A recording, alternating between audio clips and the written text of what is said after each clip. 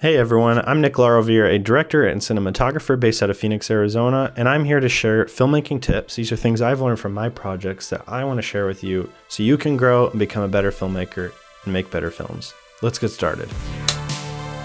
So a topic that was requested was how to increase your rate as a freelancer. So I wanted to talk about this, and I wanted to take my time to really break it down because this is both a very important topic for those who are trying to make a living in this industry, but it's also can be difficult for people. Talking about money is difficult for people and figuring out how to navigate those waters. So I thought this was an important topic to address, so here we go. So just to give you a little background on me so you understand my perspective and where I'm coming from on this, I started my production company about 10 years ago, and for 7 of that, I did it part-time on the side.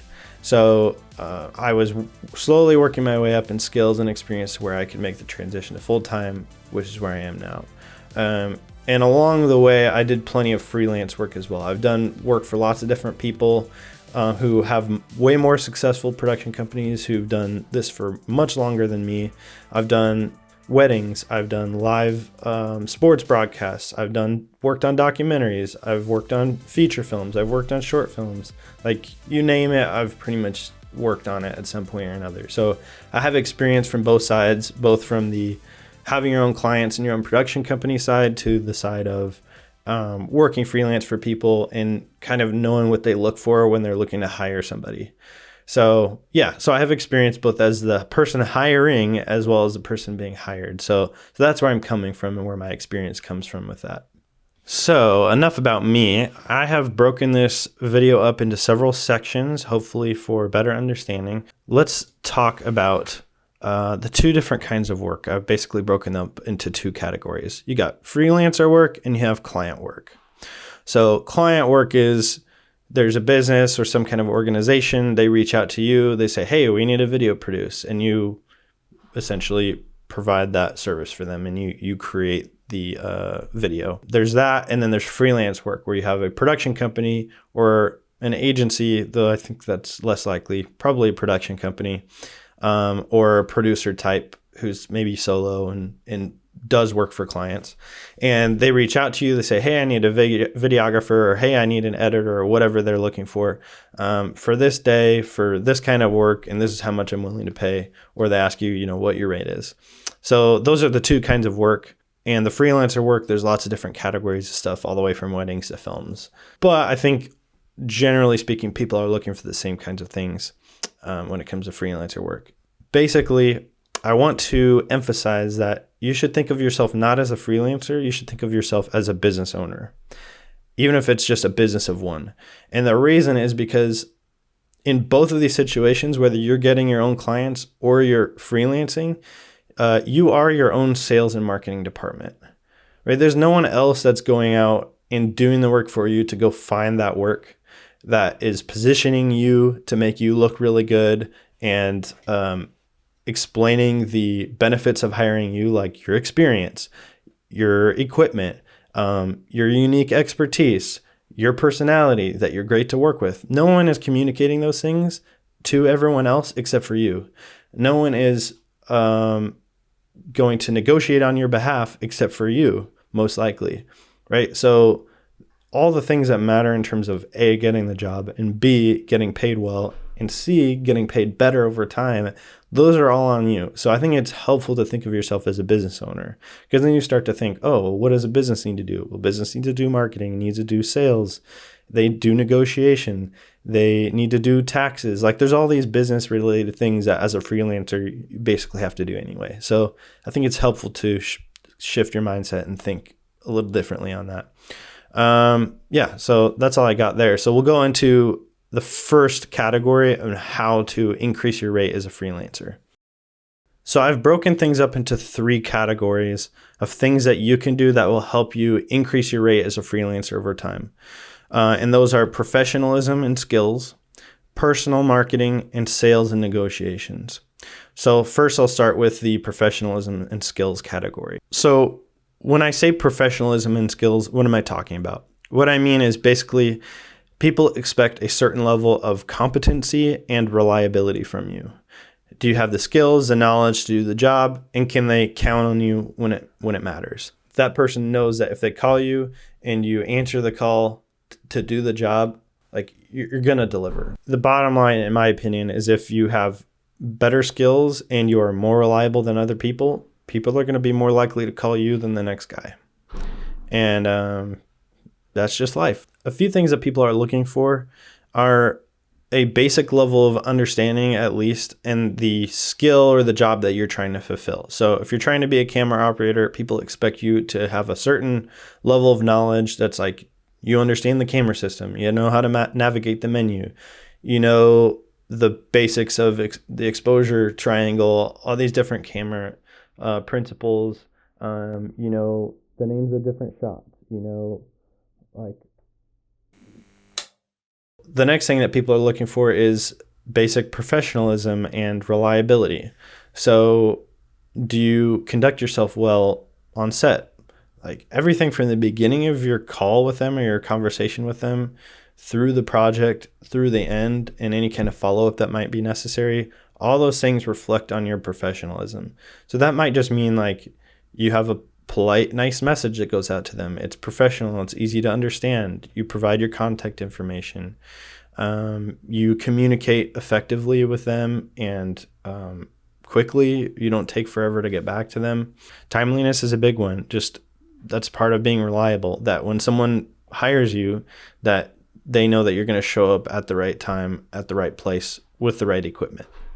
So those are all aspects of general professionalism that are very important. In some ways, they're more important than the skills, because the skills can be learned by anyone who's intelligent enough. But the reliability is something that if you don't have it, it can be very difficult to cultivate those skills. When someone is hiring, they really need to know that you're going to be reliable, because they are putting their neck on the line. Like, every person that they hire has to do their job, or it's possible that their project might fail, right? And they're accountable to their client at the end of the day. So they need to know that whoever they're going to hire is not going to screw things up for them, is not going to make them look bad, is going to help their project be successful and make them look good to their client. So that's really important. Some things that people look for in someone to hire are attentiveness. Do you listen carefully?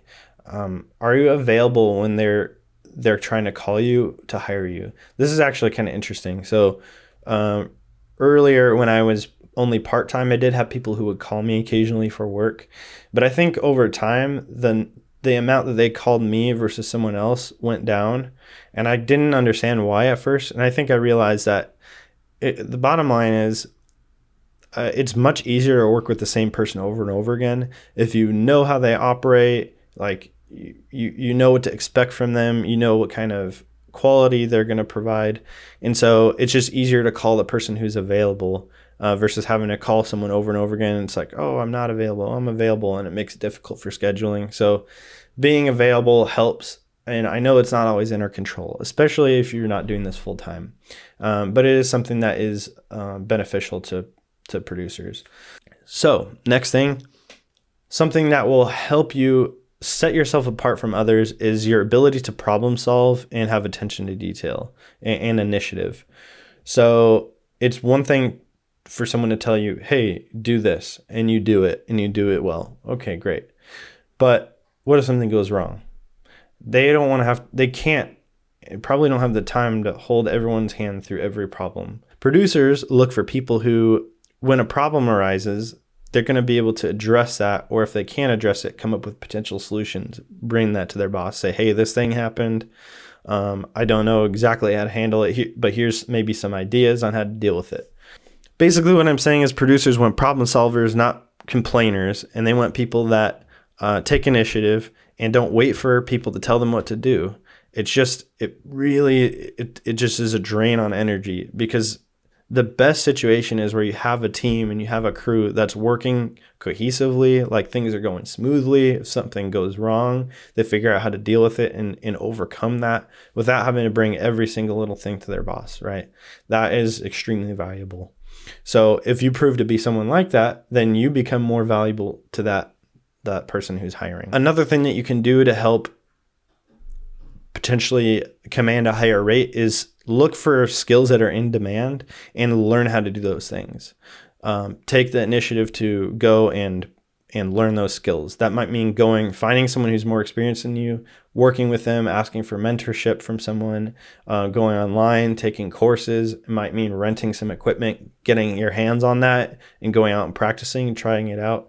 There's lots of different things you can do to increase your skills. And the more valuable skills you have, the more valuable you are. So to wrap up skills and professionalism, basically, if you become someone that is super reliable, that people can count on when it matters, you're trustworthy, you're reliable, that is someone that anyone will want to work with. Those are valuable in any field of work, any industry, and not just film and video production.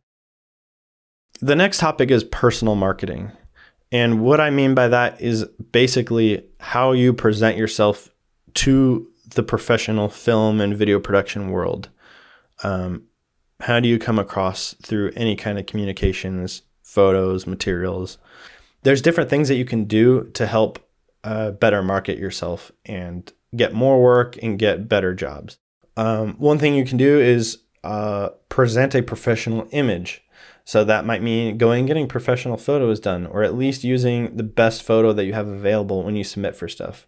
Does crew get headshots? Not really, but it helps to have a nice picture of you. Frankly, people like people that look good, right? Or at least present themselves professionally. There's a big difference between like a bad selfie and a decently taken picture of you where you're dressed nicely. It just communicates a totally different vibe.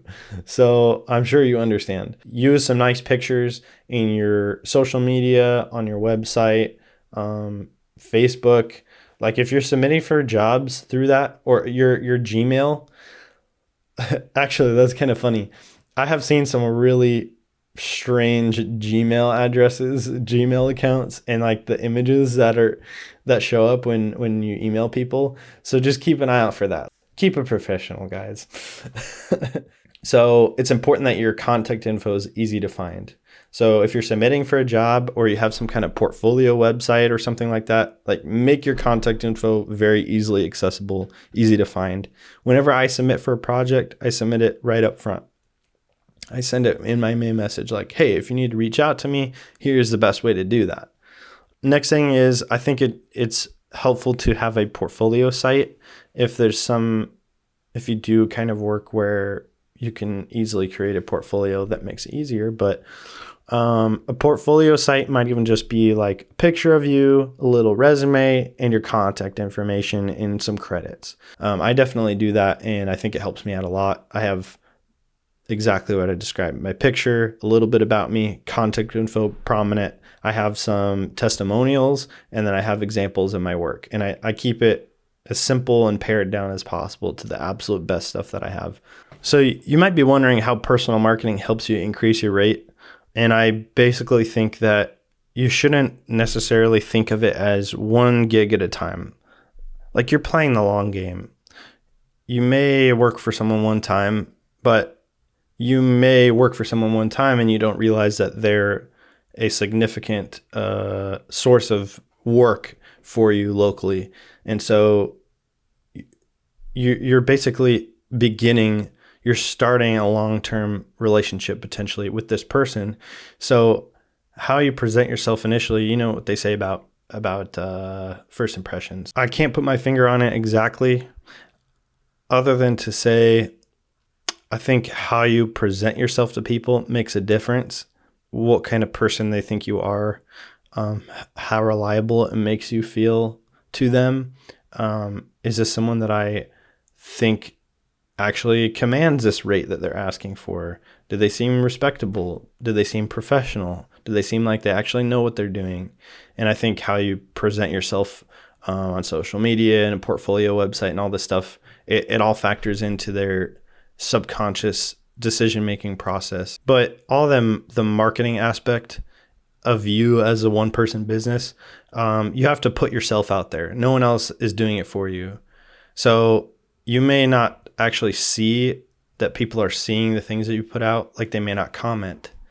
They may not say anything to you, but when you put stuff out there, when you market yourself, when you sell yourself, people do see it and they think of you. So if you put yourself out there on a regular basis, if you reach out to people, you connect with them, have a conversation, make a post, there's lots of people who are just silent. They'll never say anything, but every time you do it, they'll remember you, right? So the next time that they go to make a hiring decision, they're like, oh, I need a camera operator. Oh yeah, Nick was just posting this thing, or they remember you, right? Because you're staying active and visible. You're marketing yourself. So that may not increase your rate, but it may lead to more work. Moving on, this very long-winded video. I don't know how to not be long-winded, apparently. So the next topic is sales and negotiation. And this is the meat and potatoes of how to increase your rate as a freelancer. Basically, because you own your own sales department, you are negotiating on your own behalf. You have to be your own best advocate, and that can be uncomfortable. That can be difficult because you may feel like, oh, I'm being, it feels egotistical to say I'm good at this and I'm good at that, and you should definitely hire me. I'm the best choice for the job. But I think you can be truthful and also be self-promoting, and that's what it is to negotiate on your own behalf. So I think it's important for us to all flex those muscles of negotiating for ourselves and get over that ick that we feel when we negotiate for ourselves. As you do it more and more over time, you'll get more comfortable with it. You're not going to become an egomaniac, probably. You're not going to become an egomaniac. You're not going to go off the deep end if you tell somebody once in a while, like, hey, I'm good at this job. I'd love to work with you. Let's see if we can make it work. There's nothing wrong with that. And you can promote yourself. They're going to make their own decision. They're going to make their own determination. So don't worry too much about what they're thinking. Like, just advocate for yourself the best that you can. You have to get used to confidently stating your worth to someone. And that might mean confidently stating your rate. It can be uncomfortable, especially if you're trying to increase your rate. Like if you used to charge $400 and now, especially the most uncomfortable situation, you're now asking someone you worked for before for $400, hey, actually, I need $600 to do this job. That can be uncomfortable, right? But you can communicate to them like, hey, it's a new year. I've been doing this for a while now, and it was just time for me to increase my rate. Like, you don't even need to really justify it. I have this and this living expense, and you don't need to do all that justification. The bottom line is you're telling them, hey, I'm a professional. I know you paid me $400 before. I appreciate that. My new rate is $600. No qualification needed, really. And you can negotiate from there with them. Like if they're like, well, okay, I understand. Well, this job, I really can only do like 500 is the most I can do. If you have a new rate, here's something you might try. Just say out loud to yourself, my rate is X dollars per day. If it's a number that you're uncomfortable with telling people, like, just get used to saying, my rate is $500 a day for 10 hours. My rate is $500. Okay, awesome. Or my rate is $1,000 or $1,200. Just get used to saying it. You can kind of qualify it with people. Like sometimes I'll do this. A little bit is maybe based out of fear, but I want to kind of cushion it when I tell people like, hey, just so you know, like any project that I commit to, I commit 100% and I will work my butt off for you. I just want you to know that. So let's say the person comes back to me and they say, oh, well, $1,000, that's outside of my budget. That's more than I wanted to pay. Or they express to you some form of hesitation, right? That's what you're looking for during the negotiation, is you're looking for hesitation. How do they feel about that number that you told them, that you've, again, confidently told them?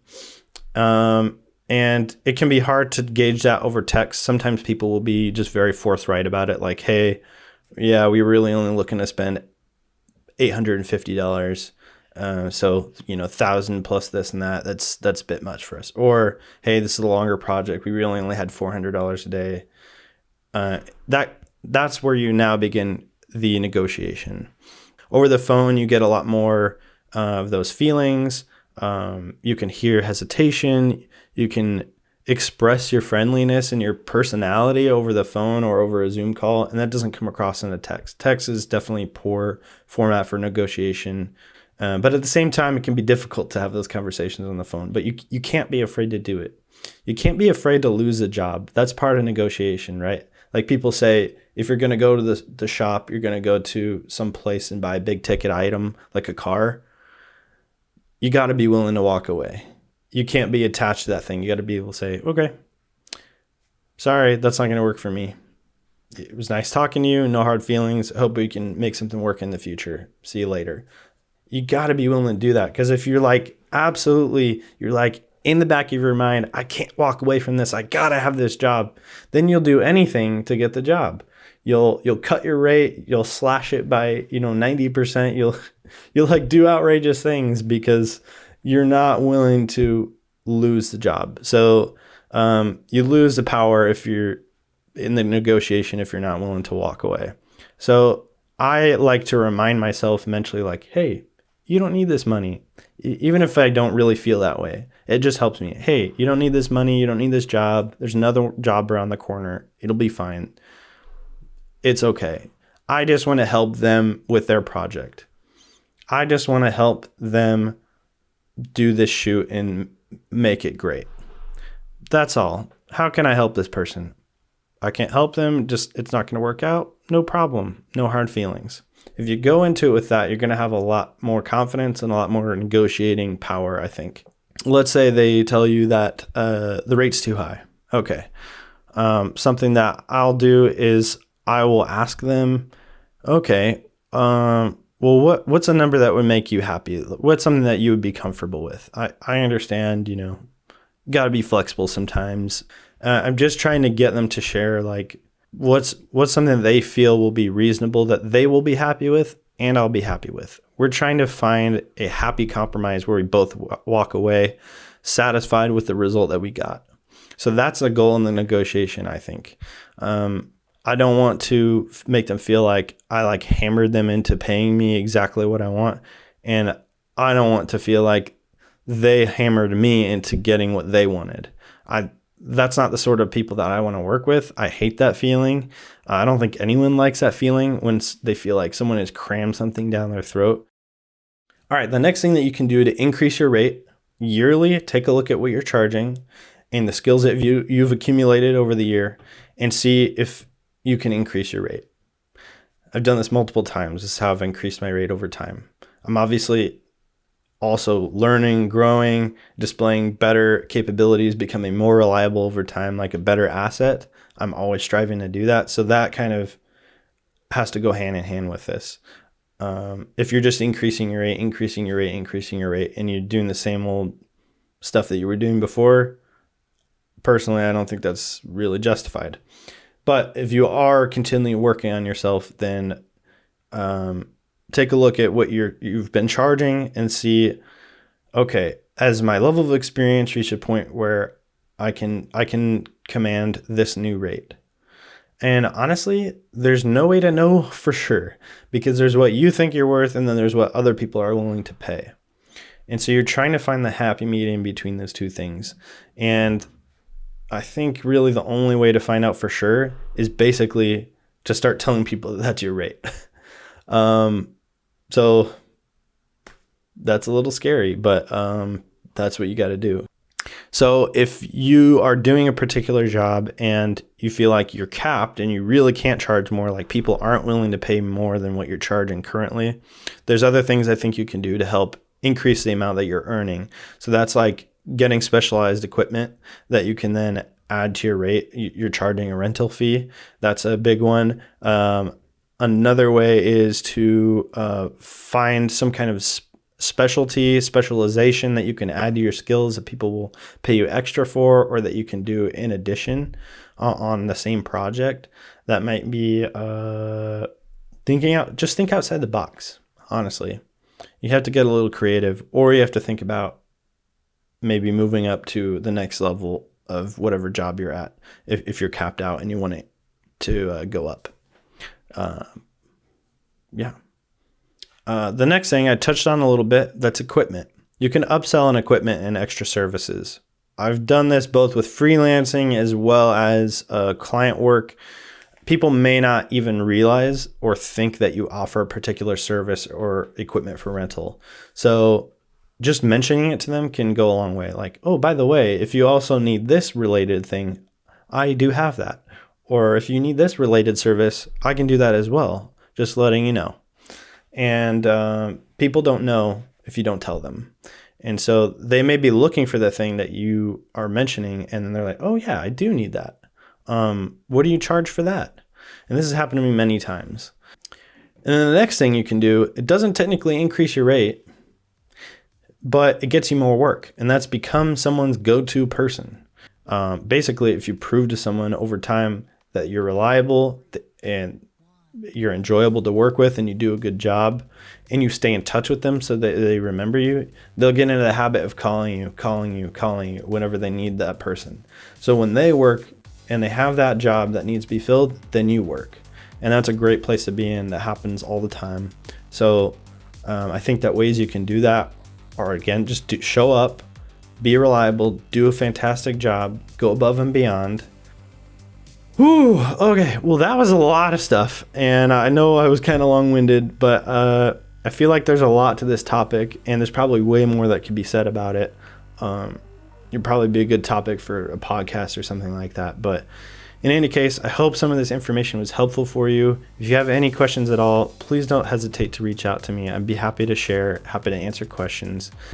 Like, a lot of the reason why I'm making these videos is not for myself. It's because these are really difficult topics and things that are not easy to find information on, and I want to share this information with other people so that they can benefit. Because I'm definitely a believer in collaboration and community and helping each other out. Like, I don't think that if someone else gets a job that they have taken the job from me. I think that's a lose-lose type of mindset, and I don't think it's helpful.